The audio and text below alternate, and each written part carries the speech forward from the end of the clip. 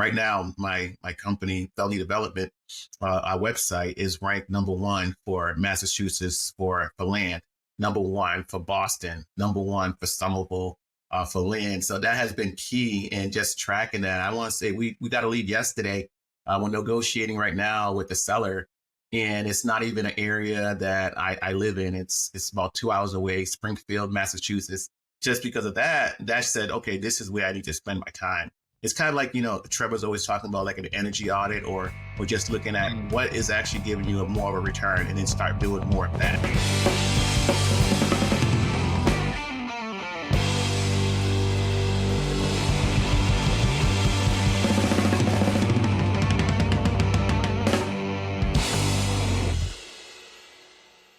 Hey friends, welcome back to the Evergreen Marketing Podcast, where we help you get leads, close deals, and build a business of freedom and impact. I got a longtime friend of Carrot, a member with us that I'm about to introduce you to, who's got multiple Carrot sites. He's using them in very creative ways. He's going after some low-hanging fruit in SEO. He loves what he's doing. He's a blast to talk to. He's got a really wild, fun story. So I firmly believe he's going to bring a lot of value to this conversation, and I'm really pumped. But Josue, welcome back to the podcast, man. How you doing, bro? Thank you. It's great to be back. Last episode, was a couple years ago with Trevor, probably? It's been a minute. Yeah, I think a couple years, 2 years. Yeah, at least. Yeah. So the first podcast we did with you, I remember we were at Carrot Camp. We were having a beer after one of the presentations. We're at the bar, and you had just casually mentioned to me in conversation that you used to chase pirates for a living. And I was like, what? You just throw that out there. I was like, dude, this is a big deal. What? Like, slow down, go back.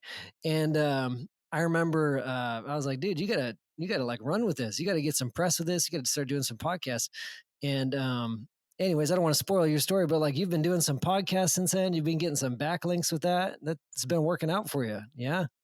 Yeah. Sharing your story. Yeah, absolutely. I remember the first time when we went to Carrot Camp and talking to you. I've never done a podcast at that time, and you kind of gave me the framework of understanding how to do it and how it's going to benefit the SEO as far as getting those backlinks, and that has been key to ranking high. Right now, my company, Velney Development, our website is ranked #1 for Massachusetts for land, #1 for Boston, #1 for Somerville for land. So that has been key in just tracking that. I want to say we got a lead yesterday.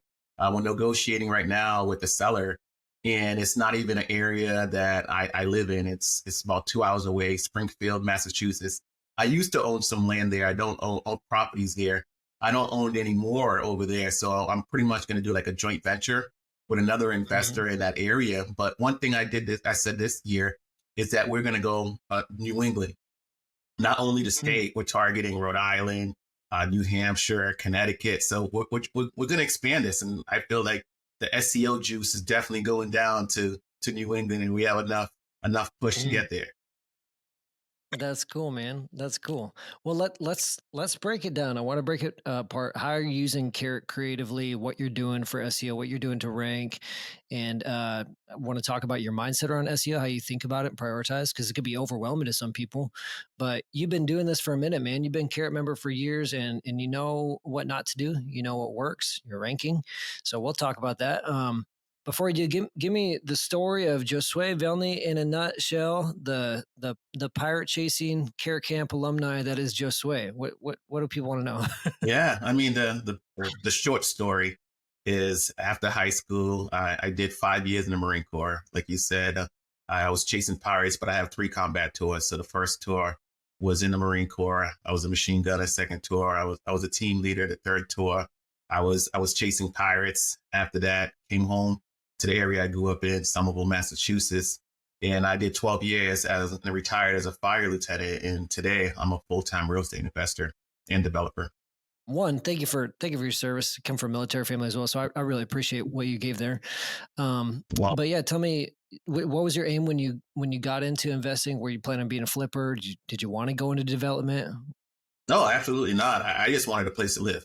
So I was a I had after retiring from the Marine Corps, I had an H2 Hummer, I bought an H2 Hummer. So I had nowhere to park. And as you know, it snows in New England, and I couldn't park on the street. So I said, I got to find a way to find a garage or somewhere to park my vehicle. So I figured if I bought the house, that I could have the driveways, and that's the reason why I started. But over time, I just really I got good at it, very, very good at it. The part of like negotiating, even on that first deal, my real estate agent at the time came late. And so I negotiated the deal. The seller was a Navy veteran.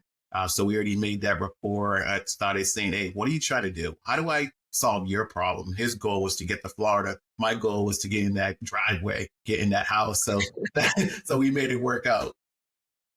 That's awesome, man. Are you having fun, and what keeps you pumped about doing your job? I Oh, guess I kind of answered that for you, but yeah. yeah, no, I'm having a lot of fun. I think that what I enjoy most is just looking for deals, finding deals, negotiating, being on somebody's couch and try to figure out how to make a win-win situation. Is really not about, how much money you make per year. It's more about what's my KPIs? Am I getting better? Am I improving? What's the impact am I making in my community? Mm, that's awesome, man. It's cool to hear you having fun. Some people we get into this just to make more money and to make an exit, but we're all going to be working or doing something with our lives. Like you might as well enjoy it and have fun with it. So it's cool to see you having fun, man. Let's talk about your journey with Carrot. I feel like a good place to to just kind of lay out your business model for us, and then how the Carrot websites follow that. What you're focused on right now. Yeah, I think it's the shift.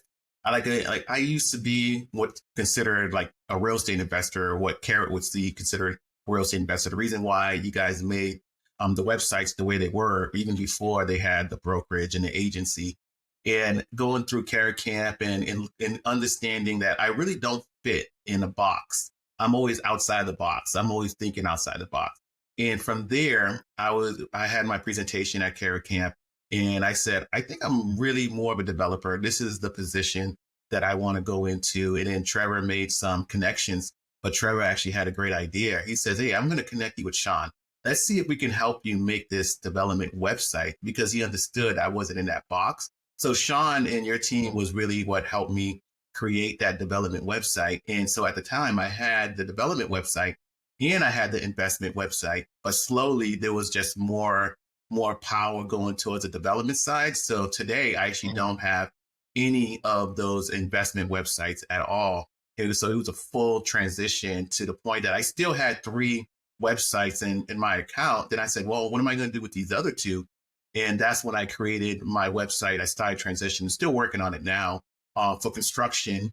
And I'm also working on now a new one I just started about a month ago for the brokerage. Is this so? You got development, construction, and the real estate brokerage. Is the construction that new construction? Correct. It kind of fits everything. New construction. It's rehabs. It's a little bit of everything. And what I mean by that is the intent was to focus on new construction projects from 100,000 to 500,000. I wanted to be in that box, but I started getting leads for bathrooms and kitchens. And instead of wasting those leads, I actually started connecting with other contractors and giving them my leads. And in return, it's paying for my marketing. That's awesome. Just doing those contractor referrals. So you're not taking most or any of those contractor leads. You're just referring them out. Correct. Pretty much anything that's too small or anything that I'm not as interested in, that I'm pushing it to other contractors that want those leads, and they're more than happy to pay me a fee for it or partner with me on those transactions, and it pays for all my marketing. That's awesome. How do you make it worth your time? What's the split or what's the fee there that the contractor's willing to pay? Well, it depends on the size of the project, but it's really worth my time because I'm not going anywhere. I pick up the phone, or they put something inside the carrot and fill out a form, and I'm saying, okay, here, this is what they need. Hey, feel free to contact them. And I'm talking to also the homeowner, and I'm saying, hey, listen, I don't have the time to provide the service that you need, but I know great contractors that can. So it's not like I'm still Mm, providing that service because I think it's a better service than saying, sorry, I can't help. gotcha. So it's not you're not just passing the lead off. It's a handoff. You're talking to the client, the seller, and okay, making that connection. Yeah, and sometimes I even go on site just to check out, see what they're doing, or what's the issue, or who is the right person to contact them. And even as a contractor, just 2 days ago, I gave a lead to an architect. So I'm always trying to figure Mm. out who in my network can serve this person that's looking for what service. Okay. So most of your leads right now are coming through the development side. That's right. Correct. Okay. What's the development journey been like for you? That sounds just exciting, man. Before we hit record, you're talking about like how cool it is just to see a project go up that you've been working on. Oh, I mean, yeah, that is amazing. Seeing something that was on a piece of paper, that it was a vision, an idea, to being seen, it being literally created out of the ground has been tremendous. My development journey went really after Carrot Camp, really 0 to 60. At that time, the project that we were referring to, it was 7 units, is being built now. But I've been associated with a 28 unit project, a 37 unit project, a 61 unit project. And right now, the biggest project I have going through zoning is 230. Mm, holy cow! What were some of the barriers getting into development? Like, what was some of the roadblocks? Like you said, it picked up really fast. What were some of the things you were struggling with before you could really break through as a developer? I think it's mostly the education, as far as understanding if you're in a neighborhood and you see a multiple 2 units or multiple 3 units. We have multifamilies, a lot of multifamilies in New England. And I knew what I could build because I could possibly build right next to it. But when I'm looking at a gas station that I want to convert into 30 units or 40 units and trying to figure out what's the density, what exactly can I build on that site, has been very, very challenging. But now I understand it just from just talking to architects, talking to other developers. I've been fortunate that I have a lot of great mentors that have been taking a lot of their time and showing me different things that they have learned. One of the projects that I'm currently also working on right now, I'm a board member for the Somerville YMCA, and we're looking to build a new YMCA. But in addition, we're going to build 80 affordable housing units. And with that, we actually had to do a site assemblage. So meaning we had to buy the land from the guy to the left, buy the land to the guy to the right. And right, we put 5 pieces together, and we're missing only one piece to get the whole corner. So that's the goal. We're driving to get that corner, but that's what developers do, because you're looking at all the different parts together. They might be each $1, right? If there's 3 of them and it equals $3, but if you put them all together, it might be equal $10. And that's what we're always trying to do as developers. How do we create the most value? I like that. Well, it sounds like you're having fun with it. So developing is where most of your focus is going. That's where a lot of the enjoyment's coming from, yeah, Oh, for your business. I think I enjoy all of it. I have a degree in construction management. I love the construction side, but I prefer to do Mhm. it internally. And so I'm very selective on the projects that I will select. And it's mostly because I don't want to take my eye on what the goal is and what the vision is. And even with my marketing, as far as development, gets all the resources. And then the construction side, it's really pulling from the Carrot website or people that associates me with construction. The brokerage, it's the same thing. We sold. I was a buyer's agent for another investor, and it was because he thinks like an investor. He didn't want a typical real estate agent that didn't understand, because as investors, we like to put a lot of offers in, and he just was like, "Hey, listen, I want to pay cash. I want a 30-day closing. This is what I want. Can you do it for me?" I said, "Absolutely." So because I didn't spend any money on marketing. It was all upside for me. Mm. You mentioned so that you can stay focused, like all your market resources go into development. That gets your best effort, so you can stay focused on the goal and the vision. What is the goal and the vision for you? What's the Well, end game? well, I mean, I think and this, I want to say maybe 5, 6 years, I had the same vision. Now I just have more clarity. And what I mean by Hmm. that is I was providing the same resources to the development side, to the construction side, to the brokerage side, but it was confusing the market of like, what does he do? It like he does everything, right? I was a jack of all Mm. trade, but somehow when I focus on the development side, they go, "Oh, he's a great developer, but he also understands construction because that's part of development. He also understands the brokerage side because he's always evaluating deals." So it's almost like, in a way, it kind of helped the audience figure out what I do, but then realize that I also had other qualities. And then on top of it, it allowed me to put more resources into the development side. When you say confusing the market, just way you mean just through your websites, or was this like your in-person interactions too? Like you're trying to wear three hats on top of each other when you went to talk to someone. All of the above. All of the above. Hmm. It was almost like now, before they were like, well, what does he do? Now it's more like, well, he's a real estate developer, but he can also provide other services. Okay, that makes sense. Um, Before we hit record on the podcast, you were talking about you don't see yourself as like you don't sell anything. Tell me about that. Yeah, no, I'm a true believer in that of not selling anything. If I have to ask you for something, then I'm doing something wrong, right? So I'll give you a perfect example. I was talking to a seller, the land deal in Springfield that we just got, and I'm asking her, okay, what is the perfect picture? What do we need to have a win-win? What is the perfect world for you? And she's explaining it to me. And as she's explaining it to me, it's helping me mentally prepare to structure this deal for me to close, but also for her to get exactly what she's looking for. And she says, hey, I just want to walk away from the table with X. So then I'm saying, okay, well, we can offer it this way, or we can pay closing costs, or we can talk to the lawyer, make sure everything is ironed out. But we know what she wants. I thought she wanted a quick closing, as in 1 week to 2 weeks. She says, no, 30 days. But as investors, we're always saying 7 days, 14 days we can close, but that's not what she wanted. And I wouldn't know that unless I asked. Mm. So again, people to sell to you essentially. Correct. Just asking those good questions. Okay, nice. Tell me a little bit more about this, the brokerage site, because you were saying like, dude, this is way less competitive than the investor space than competing for like sell my house fast, sell my land fast. Why are you pumped up about the brokerage site, and what are you doing with those leads? Well, I think it's both. It's the construction side and the broker side. I think Hmm. as real estate investors, the SEO space, we're super competitive, right? You know this. If you go on any Hmm. city, there's probably like 5 carrot websites on top of each other trying to rank Hmm. for number one. But on the construction side, or any side besides the real estate investment side, it's just not as competitive. So I see that side as low hanging fruit.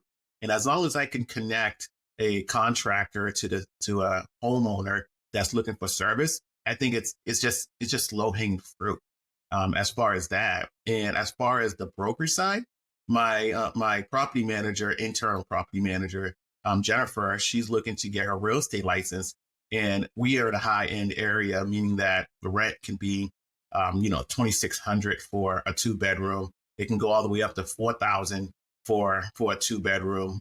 And so it's high numbers. So with high numbers, it's a great resource that we can provide a rental agreement and make a fee off of that transaction. I think it's a no brainer. And it's a lot less competition. Do you feel like you have anyone creeping up in the rankings where you're like, oh, I got to stay on top of this, or is it just butter? Well, I'm doing it systematically. So my goal this month was really super focused on the development side. I saw Andy creeping up in Massachusetts, so I couldn't have that. So I had to make sure he's high up there. But I think that the advantage that I have on Andy, at least in Massachusetts, is that my company's local. You're local, right? Right. I just did a podcast with Andy today. We did a live podcast about paper lead. Yeah, he's good at SEO, man. Yeah, I think that was one of the biggest takeaways from Carrot Camp. If you can sit between Andy and Keith, you have no option but to get smarter. Yeah, yeah. It is. It is. It's a good reason to come to Care Camp. What are some of the keywords? What are some of the top keywords that are working for you on the construction and on the brokerage side? I would say on the construction side, it's just really just been organic builder, construction. It's just, I graduated from a great university, Wentworth Institute of Technology, and they posted me on their website. So that almost became a backlink. So it showed credibility. And I think that's what I have been able to build year over year, is really that credibility. And what I mean by that, 2022, I was boss of Business Journal, I was 40 under 40. And then 2023, I was my university's Entrepreneur of the Year award. So all those things also create credibility, especially if I'm super focused in Boston. So I think that also gives my websites a lot of juice. For another example, when the 230 unit project was public news on the newspaper, it was like on 30 newspapers, right? Because it was a big deal having a project that big and such in Boston. So that all that became more backlinks. Oh yeah. So you're getting really hyper localized, like high authority backlinks through some of these projects. This PR that you're earning. Notice I said earning, not getting. These are not cheap backlinks that you went out and bought, or just some little PR thing. Like these are well earned backlinks. Um, so that's helpful to know. But I'm curious, what are the phrases? What are the keywords people are typing in, like on the construction and the brokerage side? It's really looking What for a contractor in Somerville or looking for a contractor in Boston. It's just really just basic, yeah, contractors in Boston? really basic keywords. Okay, Yeah, yeah. I haven't even focused in to even put okay handyman because it was an afterthought. I didn't. My goal Mm. was to have a website presence, and I didn't want to go and find a new server when I already was a Carrot member. It just didn't make sense. I wanted to have everything on the same platform so I can just click. I can work on one website and then click to the next website and just have everything in one place. And also, as you know, anytime you use three different softwares, they have a little bit of difference. And that little bit of difference, I don't want to learn. I want to be able Yeah. to repeat the process and really even connect. You can, on my development website, you can click onto my construction website and just start having them organically working together. Yeah, which is a good tip. We talked about another podcast recently. If you're looking for backlinks, like backlink to your own websites is a great place to start. Yeah. What about, is it that simple on the, because like I know another contractor we had on the podcast recently, Chris Ty, like he's going after like kitchen remodel contractors near me, or bathroom remodelers near me, like some of the more specific phrases, and even getting more niche than that. Is it pretty simple and basic on the other side as well, on the brokerage site? Well, that site, we still haven't got any leads, and that's only because we just started it a month ago, and we're still Mm. focusing on the construction site, and we're still focusing on the development side. And like I said before, like even on the construction site, my goal wasn't to start giving other people leads, but it just happened organically, and I was like, oh, this works. Oh, we're getting closer to not having a marketing budget. We surpassed our marketing budget, so just because of that, that said, okay, this is where I need to spend my time. It's kind of like Trevor's always talking about like an energy audit, or just looking at Mm. what is actually giving you a more of a return, and then start doing more of that and doing less of other things like cold calling, right? Why do I want to cold call when I have a Carrot website? I prefer people not yelling at me. I prefer for them to fill out a form and be happy I called. I love that, man. I don't like cold calling, and yeah, everybody wants hotter leads. Mm. Absolutely. But honestly, I think the biggest key, if I would say to my success with Carrot, it's really I'm not a techie. I'm not a laptop guy, but I went through the 3 leads per day. I have gone to Carrot Camp, and through that process, I just really have learned the magic of SEO. And what I mean by that, I know software or computer designers or website designers, and they don't understand SEO, which is fascinating to me. Right? They know how to make your website look great, but they don't know if it's going to convert. Right? And I never really understood how much I knew until other people says, yeah, I went and I told my web designer to copy your page. And they told me that your page has a lot of SEO. And they're like, what is that? Yeah, that's amazing. What's the biggest benefit you're getting out of Kara? Is it just the easy use, the leads? What's been the biggest thing for you over the years? Because you've been with us for a while. Yeah, no, I think it's just the fact that you guys always having coaching calls. You guys have the 3 leads per day. So you can also click on and say help. And you can they'll either link you to an article that has already been written, or they actually physically help you, tell you what you need to do. And I think that's the biggest benefit. Like I said, I'm not a techie. So having somebody that that between the working hours that you can contact and they can help you on your page, I think that's been huge. Mm. What's the lead quality like? Because like we were talking about before the podcast, man, I hate cold calling. Nobody wants to talk to you. It takes so many stinking leads to get to a deal. What's the lead quality been like with across the different Carrot sites versus some of the other marketing you're doing or done in the past? I think the quality is amazing because, like I said, nobody you cold call, they yelling at you, right? Direct mail, they might call you to yell at you, right? So all these things, people don't really want to say nice things to you as real estate investors, and we're our own enemies, right? I mean, you can't even do like a text message anymore. You need to get like permission and fill out forms, and it's just a mess, right? But somebody clicking onto your website and they are intentionally deciding to put their information into your website, they're not going to be upset when you call or upset when you email. Hmm. I think that's the biggest benefit. I don't want people upset at me, at least. Yeah. They're not mad at you. They're motivated. They're not yelling at you. I don't want to get yelled at. Correct. Oh, cool, That's man.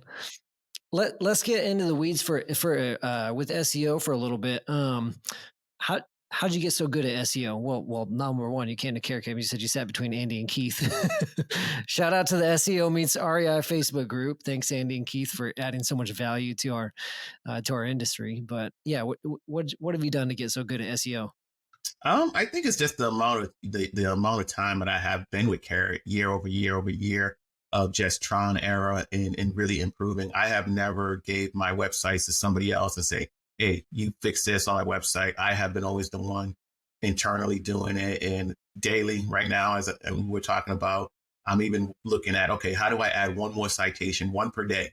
One per day is like you can get up to 30 in 1 month if you just say consistent. It's like I go to the gym every day, just put one citation. I go to the gym a lot longer than it takes me to put one citation a day. So I think it's really those little things of just getting better day over day.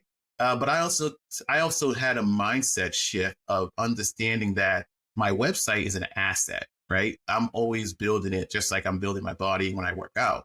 Of how do I make it improve better than yesterday? How do I make it better than last week and continue to do that? Because, hypothetically, one day I might be able to sell my page. Somebody would pay a lot of money if you're getting leads in, you just created value. Oh yeah, you've created a real asset, and then that's happened. We've had care members, build up their site, start ranking number one, and just lease it out, rent it out, or sell it. Correct. Hmm. Correct. What I noticed about you, just is that you're really good at taking overwhelming or complex things and breaking them down into like simple, actionable steps, like what you just said about citations. You mentioned you're on the podcast we're doing a couple weeks ago where we talked about, hey, minimum 50 citations, like bare minimum. Ideally, get up closer to 100, and think about that number. You're like, crap, 50 citations. When am I ever going to do that? Is it pay for it or set aside a few hours? But it's super simple, one citation a day. So you kind of break things down really simply. How do you think about SEO and how do you prioritize the different types of work you need to do for SEO? Well, I think it's a combination of things. It's breaking it down to small pieces, like you're saying, but also looking at the KPIs. I mean, Carrie's only getting better.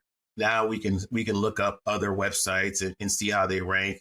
I did the audit 2 weeks ago, and it says, "Oh, you should do more of this, or you should do more of that." So having those things really has been tremendous. It's very helpful to understand what you're trying to do. But once you start seeing that website as an asset, then that mindset shift, right? But on top of that, when you start really getting leads, like I told you, I just got a lead 2 days ago or yesterday. We got a lead yesterday. That motivates me to go to do more on the website because I want more leads. So it's like you're seeing the results, and then after that, it just becomes like a snowball going downhill. You just like, how do I get better? How do I get more leads? Like Mm. I think it's that really that simple. That understanding that it's going to be a journey.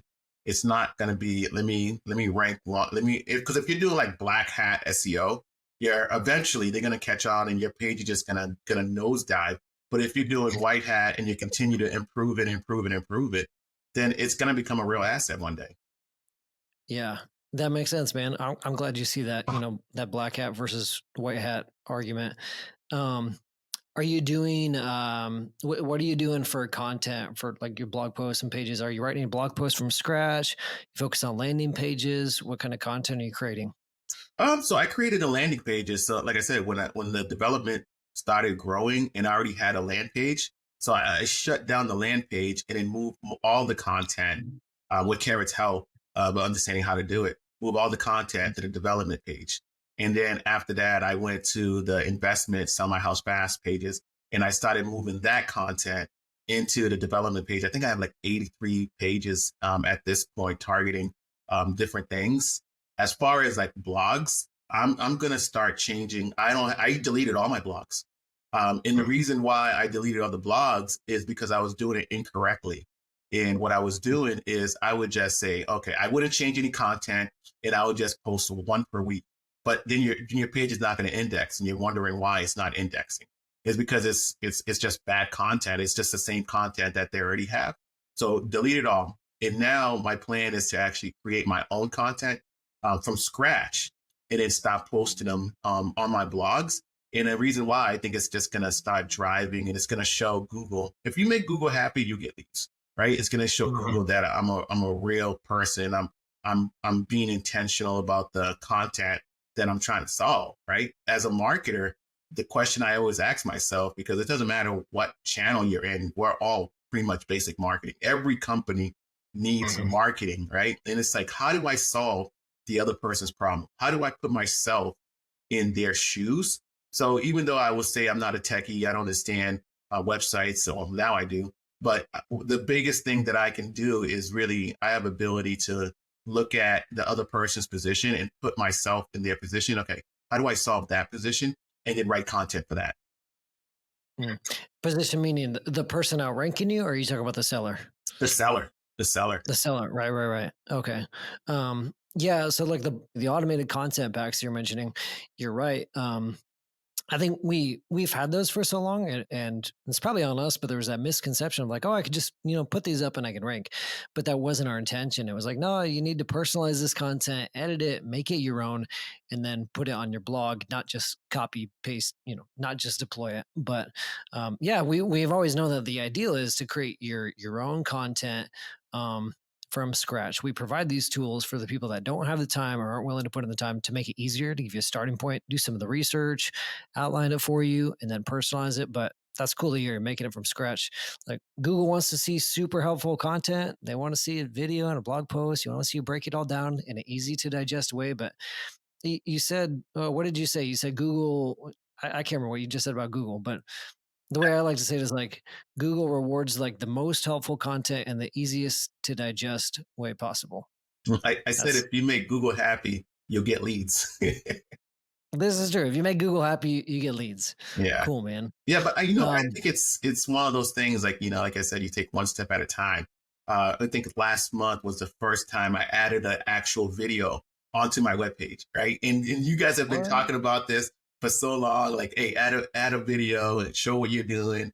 And I'm like, yeah. But now I'm like drinking the Kool-Aid. Like once you start getting results, you're like, all right, I'm going to do more of what they said to do. That's cool. What was it? Were you nervous shooting your first video? No. I've been on multiple podcasts at this point. Yeah. So it was just a clip from a podcast that I was already on. Oh, okay. I didn't know if you were talking about like straight to camera explainer video of like, hey, my name's Josue. Here's what I do. No, not yet. We recorded one last time I was at Carrot Camp, but the guys from Texas. Was it Lance? Oh, Lance. Yeah. The home buying guys. Yeah. Yes. Oh my goodness, that's funny, man. Well, shoot, I want to try and bring it to a close just for the sake of time. I appreciate you're so concise, man. You deliver value like so quickly. It's easy to digest. So that thanks for passing that along to our listeners. Yeah, it's good value of time, man. Any other tips you want to give out? Whether it's like nitty gritty stuff like backlinks, how you building trust and credibility, anything like that? Well, no, I mean, honestly, I think it's really just the basics of on page. What are you doing on page? And then once you get that dial in, what are you doing? What are you doing for backlinks and citations? And after that, I mean, the sky's the limit, and just start targeting different niches and really start looking at that, thinking about how can I be more localized? I think that's really the key. And we were talking about looking at my Massachusetts, sell your land fast Massachusetts page, and I'm getting more leads coming from there. And I look at 3 competitors in the national companies. I'm the only local company. So I think that is really beneficial. And I think that's where it really ties in with citations, because citations is really local. Super local. And you have that edge over some of the national companies. There were a couple I saw in your notes before the podcast. There were a couple examples of backlinks you had put in. You mentioned a couple, but what are the, like some of the backlinks that have really got the most juice for you? I would say podcasts, different, connecting with, you guys always says not every backlink is the same. Where's the authority, right? My university is top 5 in construction. So there's an authority. So I want to connect with that, right? I have a joint venture partner for the 230 unit project, and they're bigger developers. There's the authority, right? So taking other Mm, people's credibility to really boost up your website and the juice that's coming to it. nice. That's awesome, man. Well, I appreciate it. I appreciate you sharing with our audience. It's been super valuable, man. It's always good catching up with you too. Hopefully Like, I can really add to another carrot camp someday, man. oh, soon, soon. Cool, man. All right. Well, thanks everybody for listening. Hopefully you got value out of this. If you have any questions, comments, shoot me an email, brady@carrot.com. And do me a favor, leave a review on Apple Podcasts if you like this. But thanks everybody for listening, and we'll see you next time.